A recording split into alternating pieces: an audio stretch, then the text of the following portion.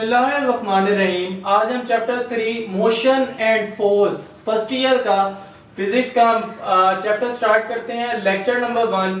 Topic हमारा है basically displacement. इसमें हम सबसे पहले डिस्कस करेंगे मोशन और फोर्स का क्या ताल्लुक है, मोशन क्या होती है, वो कहां से निकलती है, किस चीज से हमें पता चलता है कि यहाँ पे कोई चीज मोशन में है। तो हमारे पास हमने टॉपिक में जो मेंशन किया है रेस्ट, मोशन एंड डिस्प्लेसमेंट, तो हम आज इन तीन डेफिनेशंस को कवर करेंगे इस टॉपिक में। तो रेस्ट क्या होती है, सबसे पहले हम रेस्ट देखते हैं। लेट्स सपोज मैं यहाँ पे स्टिल यहाँ पे खड़ा हुआ हूँ, सराउंडिंग के लिहाज से मैं जब कोई चीज देखता हूँ तो यहाँ पे कोई भी चीज हिलती नजर नहीं आती। इसका मतलब है सराउंडिंग के लिहाज से मैं क्या हूँ, रेस्ट में हूँ। तो जब मैं सराउंडिंग के लिहाज से रेस्ट में होऊंगा तो मैं कहूंगा कि अब मैं क्या हूं, रेस्ट में हूं। तो हम इसकी अब डेफिनेशन देखते हैं। A body is said to be at rest, it does not change its position. उसकी पोजीशन चेंज ना हो रही हो। जब हम विदाउट द सराउंडिंग हम बात कर रहे होते हैं तो हमारी पोजीशन चेंज ना हो रही हो with respect to its surrounding, तो हम उसको कहते हैं कि ये रेस्ट पे है। उसके बाद हम इसकी एग्जांपल देखते हैं। Book on the table with respect to surrounding. Surrounding के लिहाज से बुक क्या है, रेस्ट पे है, टेबल पे पड़ी हुई है, तो हम कहेंगे कि क्या है, वो रेस्ट पे है। उसके बाद मोशन क्या होती है, अगर कोई बॉडी पोजीशन चेंज कर रही हो, continuously changes position with respect to surrounding, like कोई गाड़ी है वो मूव कर रही है, सराउंडिंग के लिहाज से अपनी पोजीशन हर वक्त चेंज कर रही है। जब पोजीशन चेंज कर रही है तो हम कहेंगे कि बॉडी क्या है, मोशन में। बॉडी की बात करें हम तो हमारे पास a body is in motion if it change continuously its position with respect to its surrounding. Surrounding के लिहाज से वो क्या हो, अपनी पोजीशन कंटिन्यूअसली चेंज कर रहा, उसको हम क्या कहते हैं, मोशन। तो ये मोशन और फोर्स, मोशन और फोर्स का अगर हम जिक्र करें तो यहां से हमें पता चलता है कोई भी एजेंट जो उसकी पोजीशन चेंज करवाए उसको हम बेसिकली उसको फोर्स का नाम देते हैं। तो फोर्स की वजह से पोजीशन चेंज होती है, तो इस वजह से इन दोनों का रिलेशन है।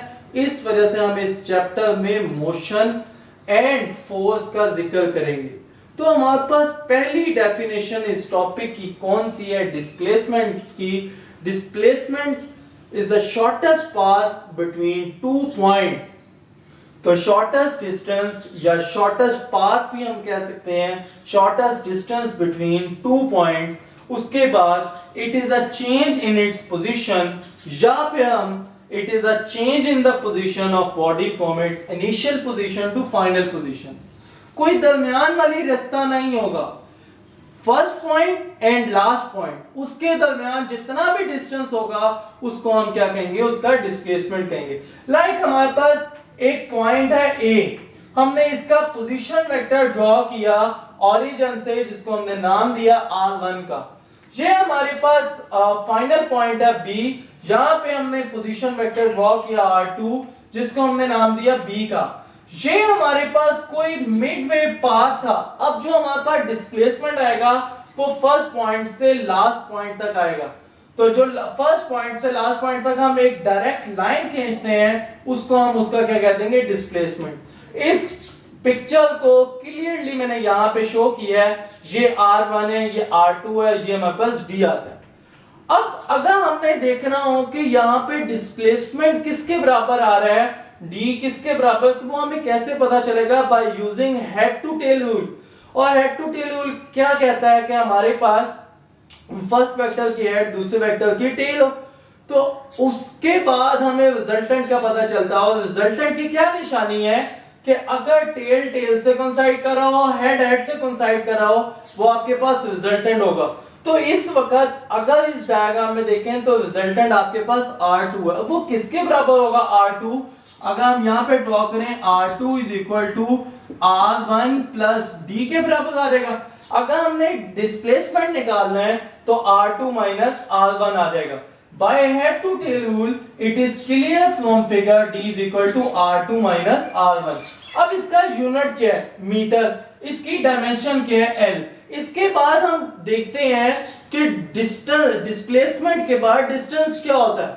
लेट्स सपोज अगर हमने डिस्टेंस का बताना हो तो डिस्टेंस के बारे में हम ये नहीं कहेंगे कि इनिशियल पॉइंट से फाइनल पॉइंट तक जाना है, हमने शॉर्टेस्ट पाथ कहना है। लाइक कोई भी पाथ है, लाइक यहां से लेके यहां तक पाथ है, तो ये सारे का सारा डिस्टेंस है।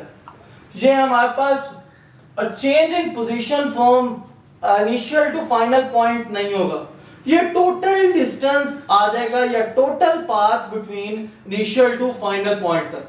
तो जितना भी पाथ फॉलोड करेगी बॉडी उसको हम उसका डिस्टेंस कहेंगे।